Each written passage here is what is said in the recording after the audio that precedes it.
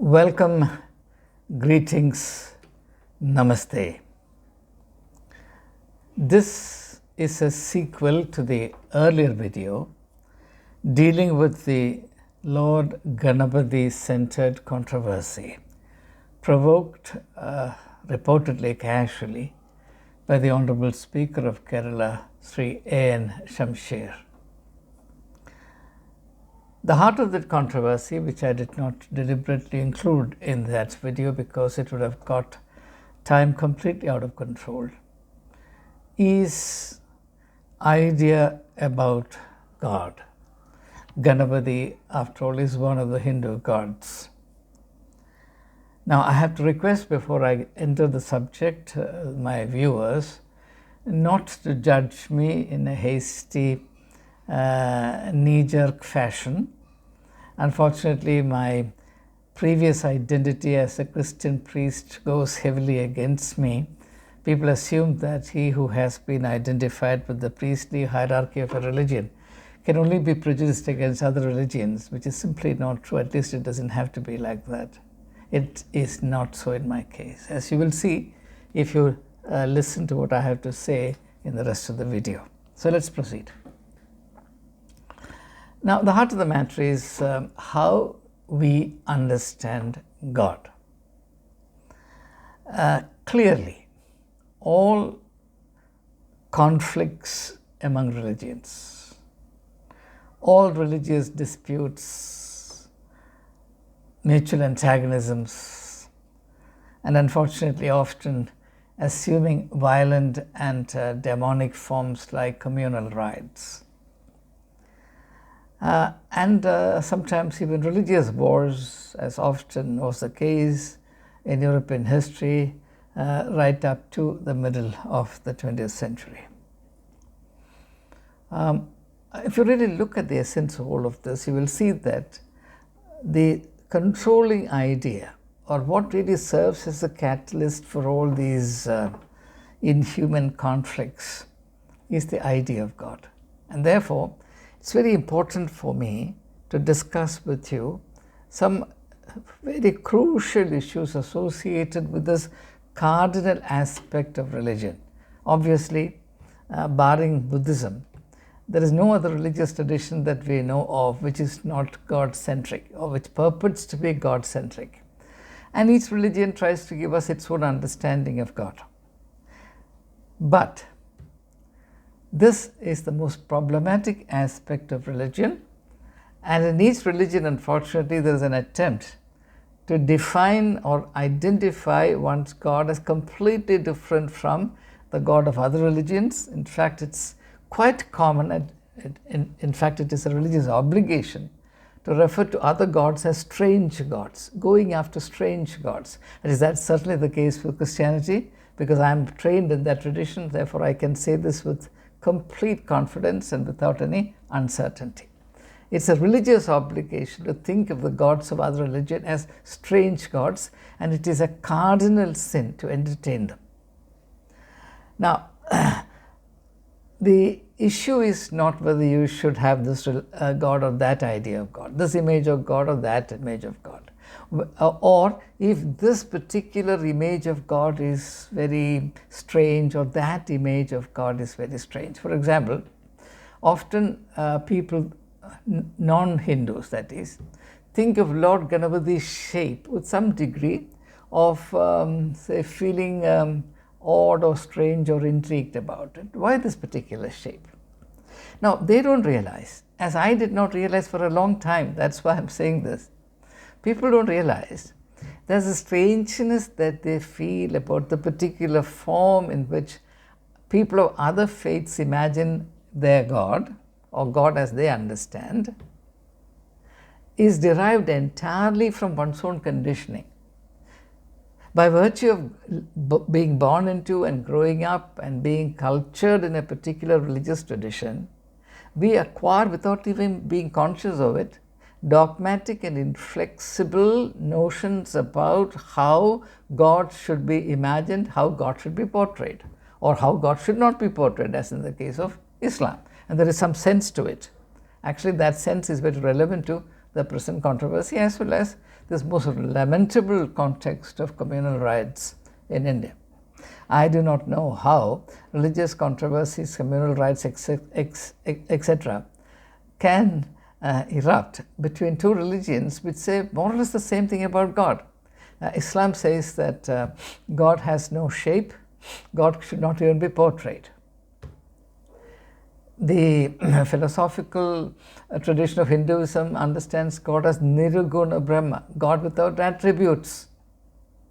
Now, how can God without attributes be different from a God who cannot be portrayed as understood in Islam? Actually, Islam and the philosophical core of Hinduism are too close to each other. They're actually far more similar to each other in the understanding of God than they ever care to realize. Even when I say this, most Hindus and most Muslims will be totally shocked. I know this because these things are never mentioned. Please give a thought to this. If Hindus really believe that God cannot have any attributes, Nirguna Brahma, Brahma or God without guna means attribute. So attributeless God. Now an attributeless God cannot be portrayed in any form. And Islamic idea that it is impious, it is heretical to portray God, because to portray God is to limit God. Are they not the same? Anyway, that's not my central thesis or central idea in this presentation. I want to introduce something of extreme practical importance. These ideas are a little subtle, so I appeal to your patience. Let's try and understand it as best we can. Now, the curious thing to me as a philosopher of religion, I'm no longer a theologian of religion, I'm a philosopher of religion. I've worked hard at it. I'm not apologetic in saying that today I'm a philosopher of religion. As a philosopher of religion, I'm quite amazed and amused that God can be ascribed, God can be imposed upon, or God can be attributed any particular shape. On what basis are we saying that it is legitimate to impose human attributes on God, or to image God through human attributes? The technical word for this is the anthropomorphization of God. It's a mouthful of a word. It simply means imagining God in terms of human attributes. Anthropomorphization. Anthropon is man, the Greek word for man. Anthropomorphization means the humanization of God, or imagining God in terms of human attributes. Therefore, we are quite happy to think that God has a nose like mine. Okay? Now, if you believe that God has a nose like mine, or you have, then you find it very strange that Lord Ganapati should have that kind of a nose. Now, we don't realize that the strangeness that we feel about the nose or the particular structure, the anatomical structure of Lord Ganapati's nose, is entirely on account of my or your having been conditioned or educated or cultured or nurtured in a particular tradition which anthropomorphizes God or imagines God in terms of human attributes. Now, the problem doesn't stop there. Once you anthropomorphize God, or once you imagine God as a human being, then the question will arise, which part of humanity? First of all, gender. Is God male or female? Now, in most traditions, except in polytheistic traditions, God is imagined as male.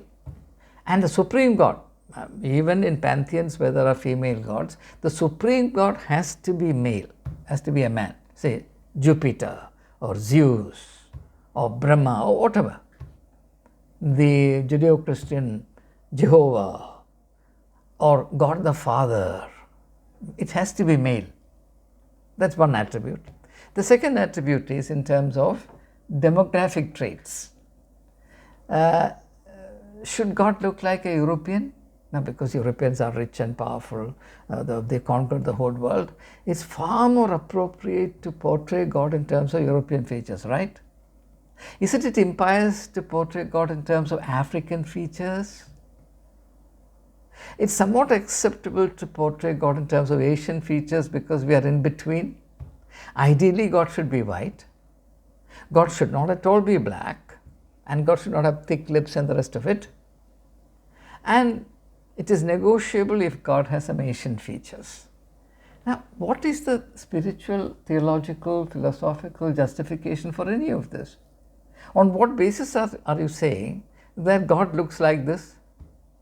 And I'm a Christian, let me ask myself, on what basis am I to believe that the portrait of Jesus which is available in the market, you can buy it for 50 rupees, 100 rupees or 5,000 rupees or 50,000 rupees, whichever way you like, that figure corresponds to the person of Jesus, that Jesus actually looked like this? There's absolutely no evidence. But Christians have agreed that, Jesus, though an Asiatic, must look like a Caucasian white man, handsome, preferably with Greek features, that kind of thing. Jesus might have looked very different from all this, and yet Christians will fight if slightest change is brought about arbitrarily, mind you, arbitrarily, to the person of Jesus who exactly looked like this. Now, to understand the stupidity of all this, think of a Greek philosopher who said that if horses could draw the picture of the Almighty God, he will look like a horse. Think of this. If horses could draw the picture of the Almighty Supreme God, he will look like a horse. So the idea that God looks like a human being is a purely arbitrary idea. It is an insult. It's as great an insult to insist that God resembles only human beings as to say that God resembles an elephant or a horse or a giraffe. Now, this particular trend is a technical word for it. Theriomorphic imagination of God. Theriomorphic. Theriomorphic. Theriomorphic. Anthropomorphic is imagining God in terms of human features. Theriomorphic is imagining God in terms of animal features. For example, in animalistic religions or in totemic religions, sometimes a tiger will be God. Sometimes a buffalo will be God. So after all, in Hindu mythology, a cow has the near status of a god. After all, the 33 crores of gods are supposed to dwell in the body of the cow. If Hindus believe in that, I respect it. I don't have a problem, because all these notions, to my mind, including the notions entertained by Christians, are completely irrelevant when it comes to the person or being of God, because there's absolutely not a shred of evidence in any religion, in any culture, in any literature, in any philosophy, in any mythology, in any story, that God has only this attribute and not the other attribute. As a matter of fact, if God is immortal, if God is omniscient, if God is omnipresent, God cannot have these attributes. Because to have an attribute is to be limited. Because, for example, if God has a human attribute, it's limited to the human species. That's why I believe that God's compassion, God's concern, God's caring culture is limited entirely to the human. God doesn't care for the rest of the animal, bird forms of life. On what basis are we saying this? Now, therefore, there is a contradiction here. If you look at the early insights in the biblical text, the idea that God created everything, the idea of creation is that whatever you create is an expression of your own being. So the idea that God created everything from the lowest to the highest form of life means that God should not be identified exclusively with any particular form. Second idea is that God is much more than all these forms of life created and expressed so far.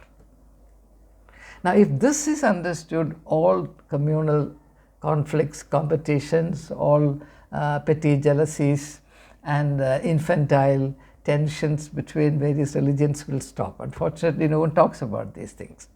So, the mischief lies in imposing arbitrarily human attributes on God, and the moment human attributes are imposed on God, God has to be confined, because human beings are different in terms of external appearance.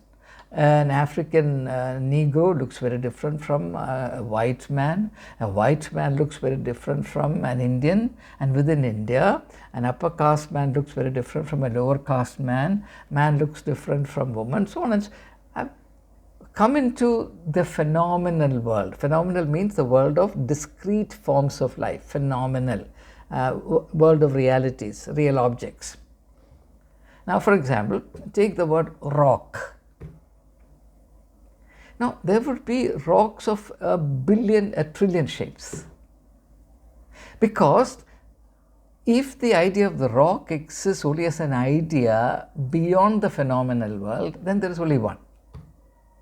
But if that rock comes into the phenomenal world, into the world of realities, into the world of plurality, in the world of attributes, for example, rock has a shape. The moment a rock has a shape, it is different from rock as the idea. You understand? They are all pieces of rock, right? So, each piece of rock will be different from the other. Should two rocks quarrel with each other because they are very different in size and shape? Isn't that absurd? Now, our fighting about two ideas of God simply because they are different from each other is as stupid as fighting with each other and spilling each other's blood because my idea of God differs from your idea of God. The likelihood is that both ideas are wrong, or both ideas are right in a very limited way. My idea can never be absolutely right. Christians are totally wrong. I know that I'll be persecuted by my community, I'll be ostracized by my community, and tomorrow a violent campaign will begin saying that I'm an enemy of Christianity. I don't care. To the extent that I'm a disciple of Jesus Christ, I will tell the truth. Christians are wide off the mark in insisting that God can only have the shape and color they attribute to God. First of all, it is a sacrilege, it is heretical, it is insulting to the being of God to thrust by force, arbitrary force, certain features, certain limiting labels on God. And this cannot be justified in any way. So, if I can have a certain idea of God, then my brother Hindu, my brother Muslim, my brother Sikh, Parsi, Buddhist believer, etc., they can entertain any notion that satisfies them regarding their idea of God. They can entertain any image regarding their notion of God. I will only say that all these notions are of very limited philosophical validity.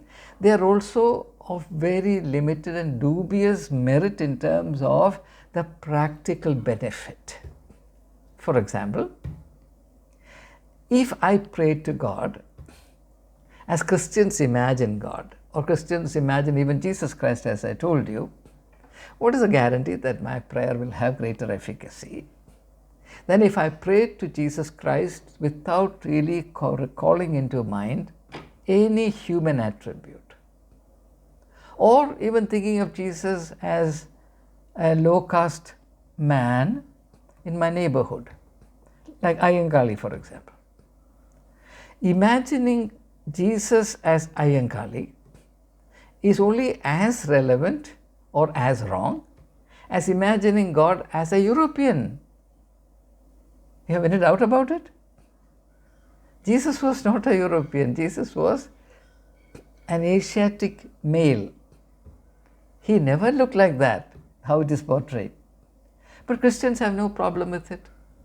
Rather, they'll have all the problems in the world if somebody says or somebody portrays God in terms of Indian features. Now, I find all of this very childish, silly, puerile, stupid.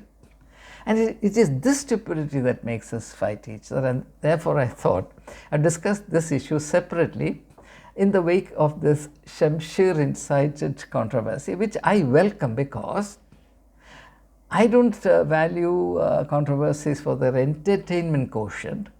I welcome controversies for the opportunities that they afford to think in public about some fundamental human realities and eternal truths for which otherwise we may not have the appropriate context. At least when a controversy is raging, there will be greater openness of mind obtained from the general public to understand some underlying realities. So I tend to see crisis as opportunity, and the present controversy is such a crisis, and I am seeking this opportunity to share some very, very simple,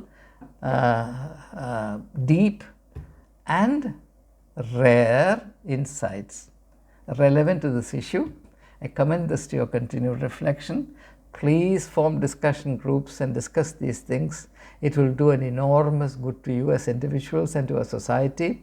This is the best investment that you can make into safeguarding the health and wholeness of your society. After all, each one of us must have a concern about where we are headed, because once things go out of control, all of us will be equally victims.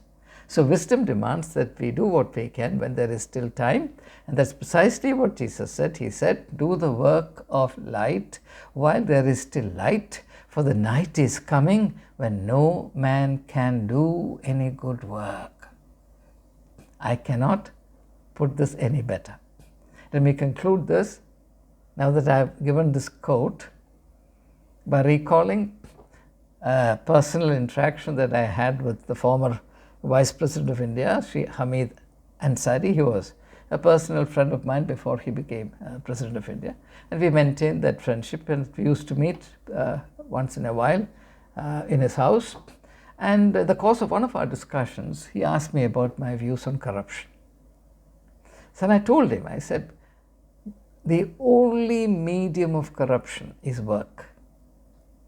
And corruption flourishes because we do not have a spiritual idea of work. And then I quoted these words. I said, allow me to quote the words of Jesus Christ as relevant to this. And I quoted these words: do the work of light while there is still light, for the night is coming when no man can do any work. Do you know, and I say this with my hand on my heart, Vice President Hamid Ansari stood up from his seat. And he said, where in the Bible is that reference? Can you give me the precise reference? I gave him the precise reference. He brought his copy of the Bible and he checked. He said, this is amazing. So there are good souls like, my dear friends, this is where human greatness lies. I respect Sri Hamid Ansari. He's a good Muslim. And here let me also recall another very interesting experience. I did not have this in mind. You know that I don't speak with notes. I just spontaneously share with you whatever thoughts come to my mind. It's a good practice, it's a bad practice. I'm aware of both. Another very interesting recollection I have is that of receiving President Zia-ul Haq of Pakistan into the chapel of St. Stephen's College in 1983, to be precise. He was on a state visit to India. He was a former student of St. Stephen's College. And he was very deeply respectful, very deeply attached to the college. And he informed the college that he would like to visit the college not in the capacity of a president, but in the capacity of an alumnus. So the college welcomed it, and I had the opportunity to receive him into the chapel of the college because I was a chaplain. Chaplain is under the jurisdiction of the chaplain and not of the principal. And I had prepared myself. So when Zia-ul Haq entered the chapel, I received him. We did a little chit chat near a minister's days in college, 1940 to 1942 to be precise. Then he said to me, at that time, I gave him a copy of the Bible and said, sir, I hope you accept this as a token of our respect for you and our concern for the people of our goodwill for the people of Pakistan. He received it with great humility and respect, and he told me, he said, you know, when I was a student of St. Stephen's College from 1940 to 42, I used to read the gospel portion in the morning prayer. He said, I never missed a chapel prayer. Then he stopped for a moment. Then he said, but I was an ardent Muslim even in those days. Why not? Why not? This idea that Islam and Christianity cannot mix, that if you practice one religion, the other religion must be haram for you, is bunkum. It is stupid. It is childish. We must outgrow all these stupid notions, because these notions are robbing us of our freedom and also of our peace. And if you don't have freedom and peace, you lose your human stature. You become small worms that crawl on the face of the earth. It's not an achievement. Let's be wiser than this. We can very well afford to be. Thank you.